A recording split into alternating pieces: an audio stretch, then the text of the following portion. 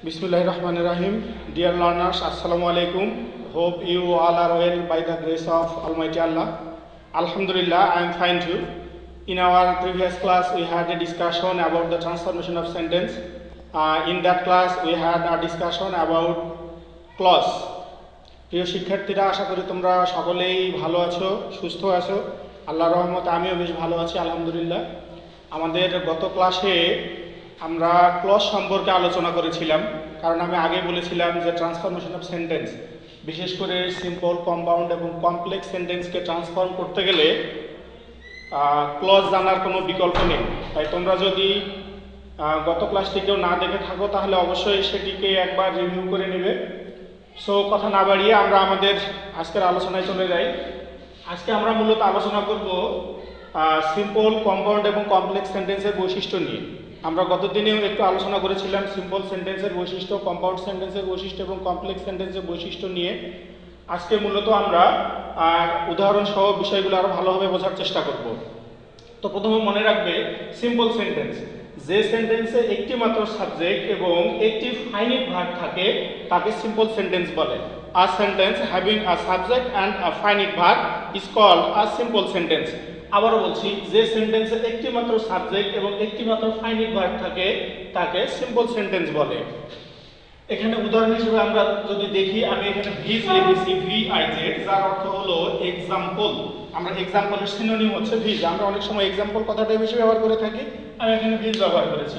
For example, I know the man, আমি লোকটিকে চিনি। এখানে I subject, no verb. Here I is the only subject and no is the only verb. এখানে I হচ্ছে একমাত্র subject এবং no হচ্ছে একটি মাত্র ফাইনিট ভার্ব। আমরা যদি ভার্ব সম্পর্কে একটু জানি তাহলে মোটামুটি ভার্বের যে ক্লাসিফিকেশনগুলো আছে সেগুলোকে যদি আমরা একটু দেখি তাহলে ভার্ব মূলত দুই ধরনের হয় বিভিন্ন ভাগে। তার মধ্যে একটা হচ্ছে ফাইনিট এবং নন ফাইনিট ভার্ব। তো আমরা ফাইনিট ভার্ব এবং নন ফাইনিট ভার্ব সম্পর্কে জানি যে ভার্বটার দ্বারা সরাসরি কাজ করা বোঝায়, মূলত সেটাকে আমরা ফাইনিট ভার্ব বলি।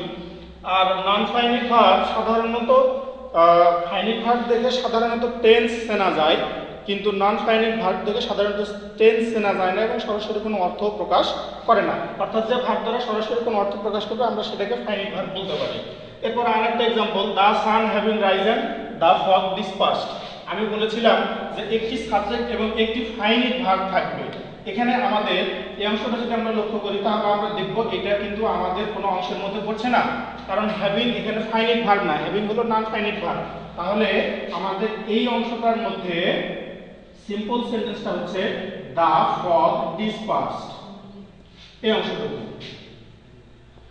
তাহলে এখানে আমরা যদি এক্সাম্পলটা আরেকবার লক্ষ্য করি, দ্য সান হ্যাভিং রাইজেন, সূর্য ওঠার পরে, the fog dispersed, Surya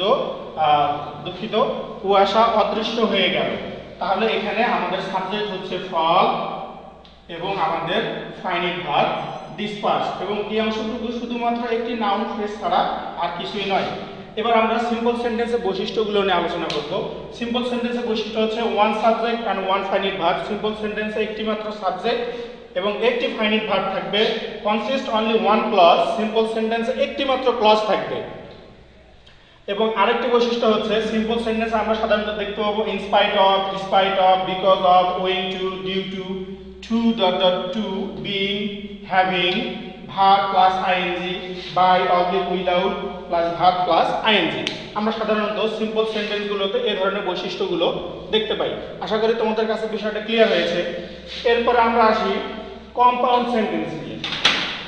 compound sentence, compound সেন্টেন্সের বৈশিষ্ট্য হচ্ছে কম্পাউন্ড সেন্টেন্স। আমরা যদি কম্পাউন্ড সেন্টেন্স সম্পর্কে একটু জানতে চাই তাহলে আমাদের প্রথমত মনে রাখতে হবে যখন দুইটি প্রিন্সিপাল ক্লজ একটি কোঅর্ডিনেটিং কনজাংশন দ্বারা সংযুক্ত থাকে তখন সেটাকে আমরা কম্পাউন্ড সেন্টেন্স বলি। কি থাকছে তাহলে? কম্পাউন্ড সেন্টেন্সে থাকছে two principal clause with coordinating conjunction। অর্থাৎ যখন দুইটি প্রিন্সিপাল ক্লজ কোঅর্ডিনেটিং কনজাংশন দ্বারা সংযুক্ত থাকে তখন সেটাকে আমরা বলছি কম্পাউন্ড সেন্টেন্স। এখন কোঅর্ডিনেটিং কনজাংশন গুলো কি কি থাকতে পারে? কোঅর্ডিনেটিং কনজাংশন গুলো থাকতে পারে and, but, or, yet, not, only, dot dot, but, also, not only but also, however, ইত্যাদি। and, but, or, yet, not only, but also, however ইত্যাদি কোঅর্ডিনেটিং কনজাংশন গুলো দ্বারা সাধারণত যুক্ত থাকতে পারে। এছাড়া আরো থাকতে পারে either or, neither nor, either or, dot dot, neither nor এগুলো দ্বারা সাধারণত একটি প্রিন্সিপাল, দুইটি প্রিন্সিপাল ক্লজ যখন এই কোঅর্ডিনেটিং কনজাংশন গুলো দ্বারা যুক্ত থাকবে তখন সেটাকে আমরা বলছি compound sentence. For example, I know the man and he is honest। এখানে আমরা দুইটা ক্লজ দেখতে পাচ্ছি, একটা I know the man এবং আরেকটি হচ্ছে he is honest। আমরা যদি একটু লক্ষ্য করি তাহলে আমরা দেখব যে আমাদের এই দুইটা ক্লজই কিন্তু প্রিন্সিপাল ক্লজ। আমরা ক্লজের আলোচনায় গতদিন আলোচনা করেছিলাম যে যে অংশটুকু বা যে ক্লজটুকুতে পরিপূর্ণভাবে মনের ভাব প্রকাশ পায় সেই অংশটুকুকে আমরা বলবো প্রিন্সিপাল ক্লজ। আমি যদি পরের এই অংশটুকু যদি বাদ দিই, শুধু যদি বলি আই নো দ্য ম্যান, আমি লোকটিকে চিনি, তাহলে এখানে আমার মনের ভাব প্রকাশ পাচ্ছে, আমার পরের অংশটার উপরে নির্ভর করতে হচ্ছে না। কিন্তু আবার যদি আমি এই অংশটুকু বাদ দিয়ে শুধু বলি হি ইজ অনেস্ট, অথবা যদি বলি লোকটি সৎ, তাহলে এখানেও আমার মনের ভাব প্রকাশ পেল, আমাকে এই অংশটুকুর উপর নির্ভর করতে হচ্ছে না। তাহলে আমরা দেখতে পাচ্ছি যে এটাও একটি প্রিন্সিপাল ক্লজ এবং এটাও একটি প্রিন্সিপাল ক্লজ, এবং দুইটি প্রিন্সিপাল ক্লজ এন্ড এই কোঅর্ডিনেটিং কনজাংশন দ্বারা সংযুক্ত হয়েছে। তাহলে যখন দুইটি প্রিন্সিপাল ক্লজ কোঅর্ডিনেটিং কনজাংশন দ্বারা সংযুক্ত হবে বা সংযুক্ত থাকবে, আমরা সেটাকে বলবো কম্পাউন্ড সেন্টেন্স, বা বাংলায় আমরা এটাকে বলতে পারি যৌগিক বাক্য। তাহলে কম্পাউন্ড সেন্টেন্সের সংজ্ঞাটা আমরা জানতে পারলাম যে when two principal clauses are connected with coordinating conjunction is called compound sentence. Next, এরপরে যদি আমরা আলোচনায় আসি তাহলে আমাদের নেক্সট সেন্টেন্সটা আসে কমপ্লেক্স সেন্টেন্স। কমপ্লেক্স বাংলায় অর্থ আসে জটিল বাক্য। Complex, complex sentence.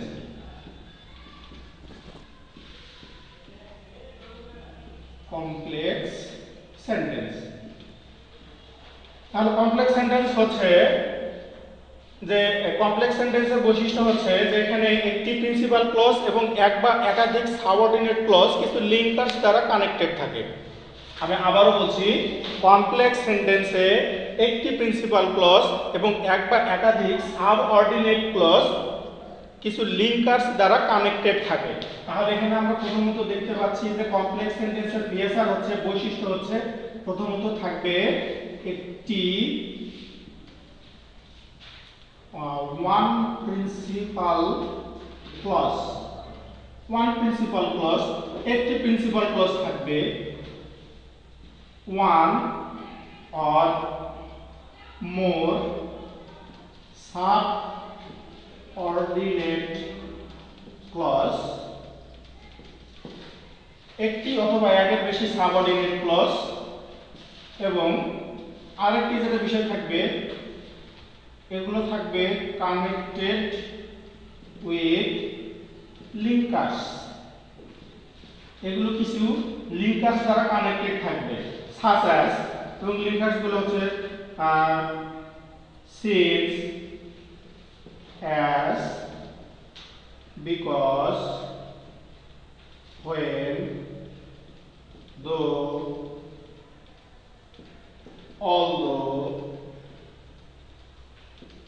till, until, who, which, where, when, how, what।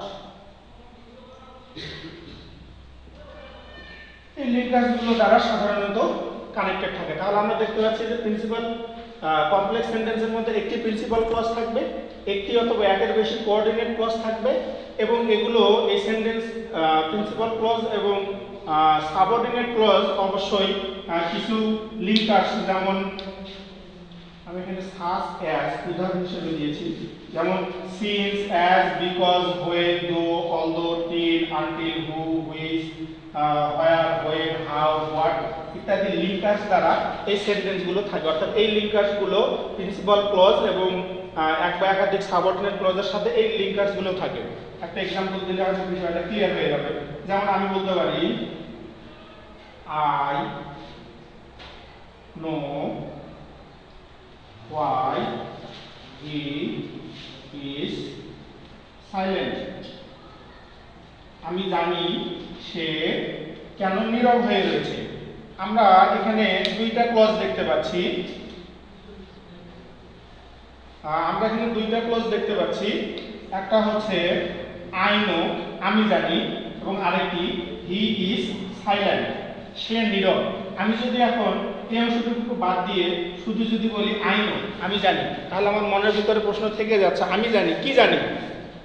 আমার উত্তরটা কমপ্লিট হচ্ছে না। তাহলে আমাকে পরের অংশটার উপর নির্ভর করতে হচ্ছে, কি আমি কি জানি? why he is silent, সে কেন নীরব। তাহলে অংশটা হচ্ছে আমার প্রিন্সিপাল ক্লজ। তাহলে আমরা এখানে দেখতে পাচ্ছি যে এই অংশটি হচ্ছে সাবঅর্ডিনেট ক্লজ এবং এই অংশটি হচ্ছে প্রিন্সিপাল ক্লজ। তাহলে একটি সাবঅর্ডিনেট ক্লজ এবং একটি প্রিন্সিপাল ক্লজ, এই যে why, এই লিঙ্কার্স তার দ্বারা কানেক্টেড রয়েছে, তাই এটি একটি কমপ্লেক্স সেন্টেন্স। অর্থাৎ আমরা আবারও বলতে পারি, যখন একটি প্রিন্সিপাল ক্লজ এবং সাবঅর্ডিনেট ক্লজ, এই যে সিন্স, অ্যাজ, বিকজ, হোয়েন, দো, although, till, until, who, which, where, when, how, what, why, এই লিঙ্কার্সগুলো থাকে, যে সেন্টেন্সের মধ্যে এই লিঙ্কার্সগুলো থাকবে, এবং একটি প্রিন্সিপাল ক্লজ এবং একটি সাবঅর্ডিনেট ক্লজ থাকবে বা একাধিক সাবঅর্ডিনেট ক্লজ থাকবে, সেটাকে আমরা কমপ্লেক্স সেন্টেন্স বলবো। তোমরা বুঝতে পেরেছো? Hope you all have understood the topic, and if you have any question or problem, then let me know it by your comment, and no more today. See you again. Till then, goodbye. Assalamu alaikum wa rahmatullah.